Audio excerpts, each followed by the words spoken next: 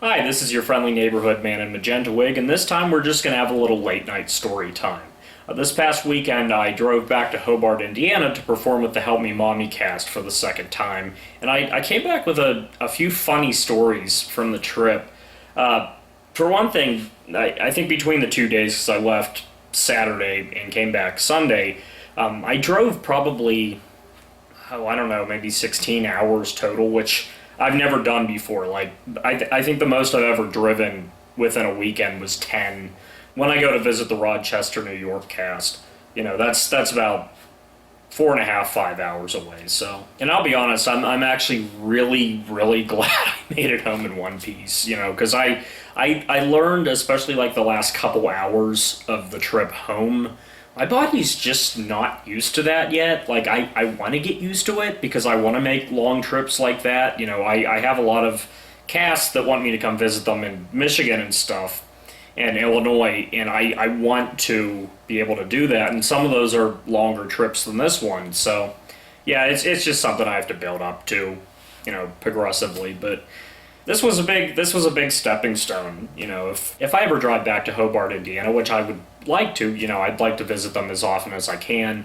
I'm hoping it gets easier over time. I'm hoping that the trip becomes kind of muscle memory and my body just kind of does it. I'm not as worn out as I was this first time. But so on that note, a kind of funny story from when I was driving there. So it was about maybe I don't know, 3 hours into the trip there.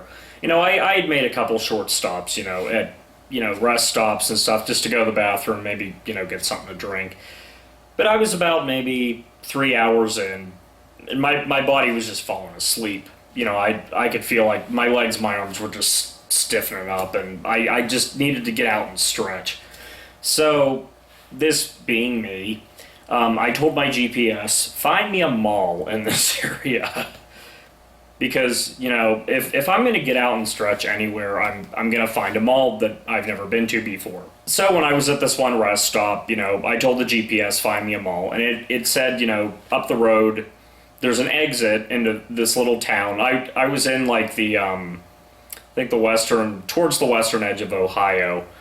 And it told me to take this exit and go through this little town, and like 9 miles into this town there was a mall. And the GPS made it seem like a pretty decent sized place, because it had, like, to go to get to the east entrance of the mall, this address, and the west entrance is this address.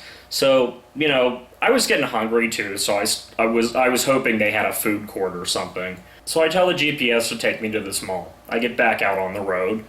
I turn into the exit, and it's this little, I guess kind of little offshoot town. It wasn't Toledo itself, but I think it was like a little town next to Toledo, Ohio. And the first thing I see when I go through the exit is this big commercial area. I mean, like big box stores and fast food places all over the place, just businesses everywhere. And the mall is not there, which you would expect, if the mall's going to be anywhere, it would be like the center of the commercial area. But no. At this point, it was still telling me, oh, you have like 7 or 8 miles to go. So I just kept following it. And as I was going up the road, little by little, the commercial stuff started disappearing. I stopped seeing restaurants, I stopped seeing, supermarkets, and I started seeing farms. Lots and lots of farms. And I was maybe like halfway through the 9 miles at this point, and I thought, okay, I'm going to pass through this area with all these farms, and eventually I'm going to reach another like commercial center. So I'm driving and driving through more and more farms, and I'm getting closer and closer to this mall, supposedly. And I'm not seeing any businesses. If I see any businesses at all, they were like little like mom and pop businesses on the side of the road that are boarded up. Like everything is closed. So I'm like maybe 2 miles from the destination at this point. And I'm starting to think to myself, okay, I'm close enough, I'm going to see this trip through. Like, I want to know where this is taking me. But at this point, I have no expectations that this place still exists. Like, I'm looking around me, and it's just a dead zone. It's a ghost town. Like, there's no chance. If there was ever a mall in this little rural area, it doesn't exist anymore. So I'm almost there. It's telling me I have less than a mile to go. And I come onto like a main road, and I start seeing, gas stations and stuff again. A little more commercial. It's not just, houses and farmland anymore. So I'm driving along, and it's telling me I'm almost there. I'm like a minute away. Still not looking too promising in this area, but I'm willing to be surprised. And it tells me to turn down this side road, and it tells me I've reached my destination. So I stop the car. In front of me is a big orange sign that says no trespassing.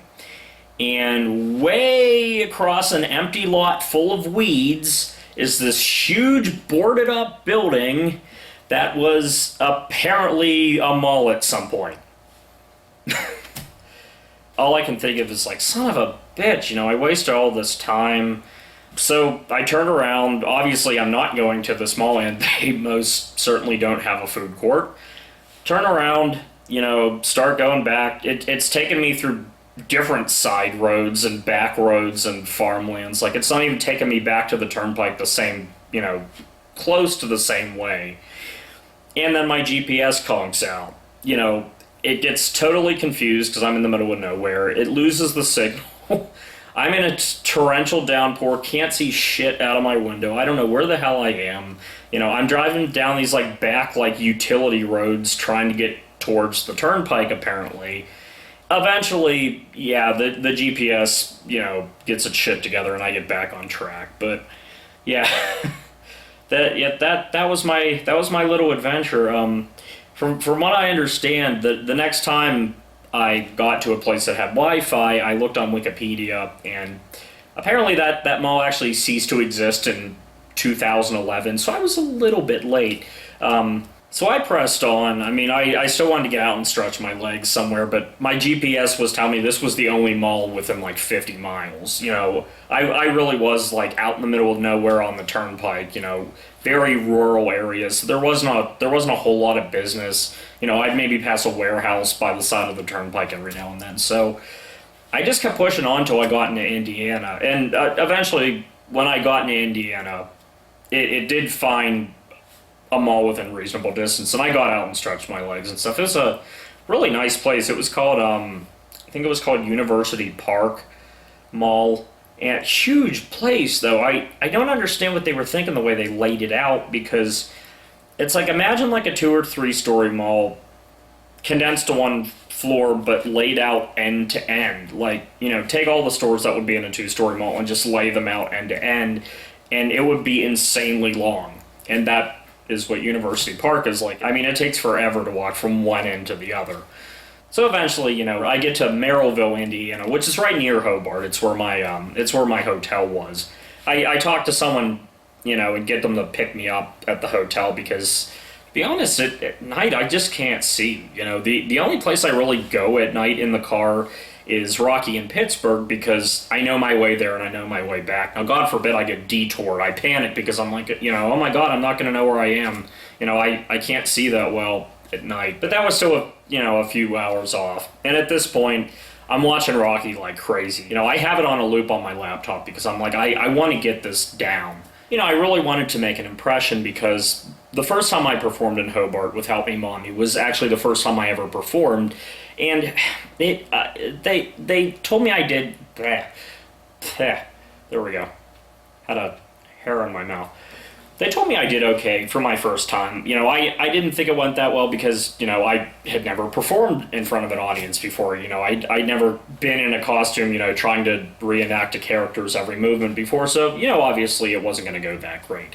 This time, though, I wanted to make an improvement on that because, this was only the second time I performed there, but I've performed other places since then. I always play Brad, so I know the part pretty well at this point. And eventually, after... a few hours of panicking about getting little details down and stuff, I go to the show. And, it's one of those things where I know I'm overly critical of myself, because, I did make some fumbles. And it's hard when you guest perform, especially someone that's only done it a handful of times. It's not like I performed 200 times, I've done it 4 times at this point. And more often than not, in my case, I don't get to rehearse with the cast. They're able to tell me, okay, during Damn It, Janet walked to this side, over at the Frankenstein place, follow Janet over here. I try to adapt the best I can. But they said I did fine, so that's good. It really reassured me.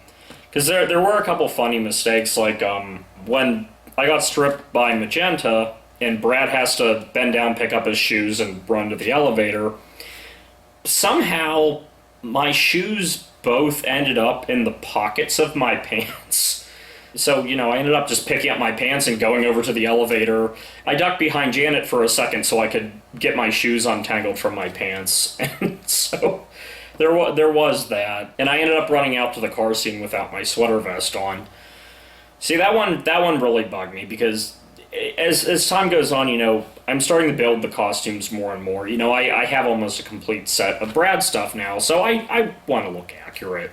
But yeah, halfway through changing, just as I was afraid it would, my really cheap Brad wig slid off my head. So I was kind of fumbling around trying to get it to look right, because the Brad wig I have is actually just like $8 Halloween store Ron Burgundy wig. So it doesn't look that great. If you just put it on your head and don't smooth it down and stuff, it looks like shit because it's just a really cheap, terrible wig. But it works if you can take the time to get it looking right, which I had about 10 seconds to do because I was throwing clothes on. I was like, oh, this wig's sticking up all over the place. I didn't want to ditch the wig because people were going to be saying, why does Brad suddenly have no hair? So again, room for improvement. I can try to find a better Brad wig over time, too. One that's a little more comfortable, too, because if you saw my video about, the benefits of buying fan-made Rocky stuff, you would have seen the official Magenta wig, which was all over the place. And that thing just feels really just, this feels like natural hair, because this is the, fan-made one that cost a lot more.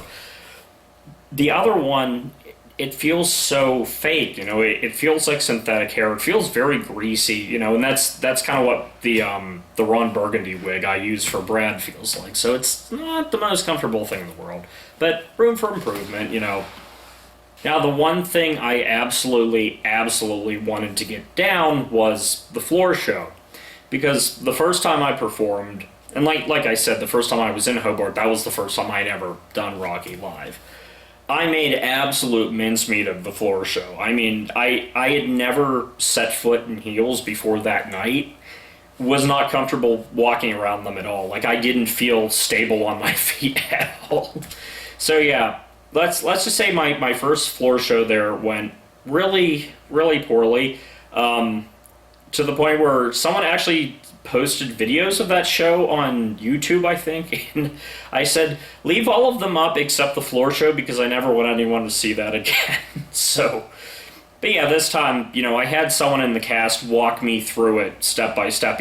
Brad's solo verse, you can learn from the movie, but in terms of Wild and Untamed things get a little trickier because, different casts do different things, especially towards the end, when the song starts to pick up and Riff and Magenta burst through the door. The last few, lines of steps, you don't really clearly see. The characters aren't necessarily on camera at all times. You don't necessarily know what they're doing. So I had someone very carefully walk me through, first the kick line and then what specifically that cast does at the end. I think as far as the floor show goes, the only big fumble was towards the very end of Wild and Untamed thing, right before Riff and Magenta burst in, one of my shoes fell off, so I kind of had to, reach to the side and shove it back on my foot because I didn't want to, trip or anything. And after that happened, it was a learning experience because after that happened, I ran over ways in my head okay, if that ever happens again, how can you do it smoother, How can you play it off, And that's one of the great things about these little guest performances is I learn so much every time. I started off as having no experience at all the first time I performed, probably making a total fool of myself, and now, little bits at a time, I'm really learning how to do this right. So yeah, that's my late night story time. It's probably 2 in the morning now. and I have to go to work tomorrow, so I'm finally getting used to sleeping in this apartment. Hopefully there's not too much clutter behind me. My living room is still kind of a work in progress, but the first week sleeping here was rough. I didn't sleep at all because I think my body knew, like, this is a weird place, Just funny because I'm so used to sleeping in, like, hotels and motels now, that I've never been in before. And that's fine, but here it's like, I guess because I know it's home, like, this is, home for me now, and home isn't the same as it used to be. I don't have a family in the next room. So yeah, that's normal. I understand. But in the meantime, this is your friendly neighborhood man in Magenta wig, and I bid you good night.